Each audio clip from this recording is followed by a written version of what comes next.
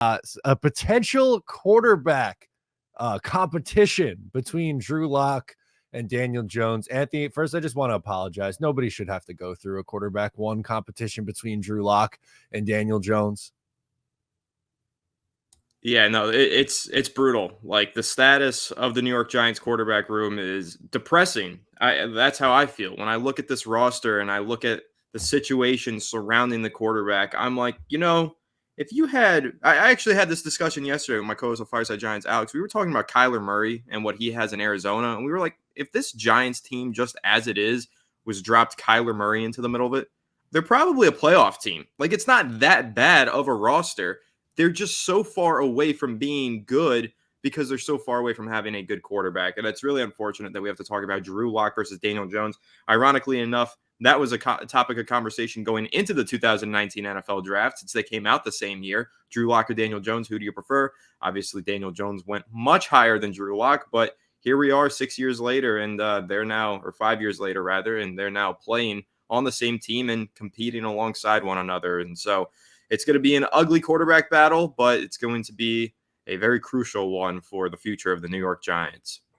Yeah, so funny enough, going back, if you want to, not old takes exposed, but in that 2019 draft class, I did like Drew Lock better than Daniel Jones, and Drew ends up going in the second round. Daniel Jones comes off the board 6 overall, and unfortunately for Drew Lock, it hasn't gone well. He gets traded in the Russell Wilson deal and has kind of been a backup. But when Drew was initially brought in here, was that your anticipation that he was going to have a legit shot to win this QB1 job from Daniel Jones? Or did you think, like, all right, just Band-Aid kind of run-of-the-mill QB2 and that's it?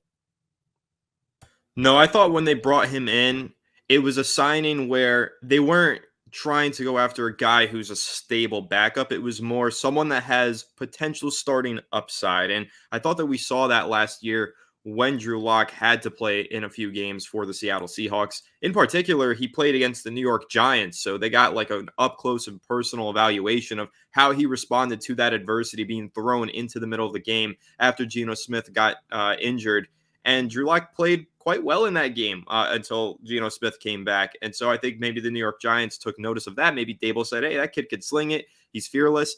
And I think more so than anything, it's just a matter of playing style. When you watch Daniel Jones, I mean, you can go on social media and find it. There is this very viral, or a few very viral videos of Daniel Jones just missing deep shots or passing them up, just not taking wide open receivers downfield.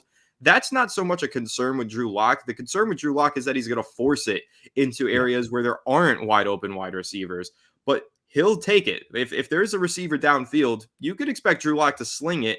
And I think that's more so what the Giants were hoping for when they signed Lock, was maybe he could push Daniel Jones by hitting a few more deep shots than Jones. Maybe that'll push Jones to throw the ball downfield a little bit more. And if not, maybe we take Jones out of the lineup if we need to, and Drew Lock starts hitting those deep shots. We keep our receivers happy. Darius Slayton was vocally frustrated at some point during last season. Then Tyrod Taylor comes into the lineup, and he turns into basically a touchdown and yardage machine down the final stretch of the season. So it's a big playing style difference between Jones and Lock.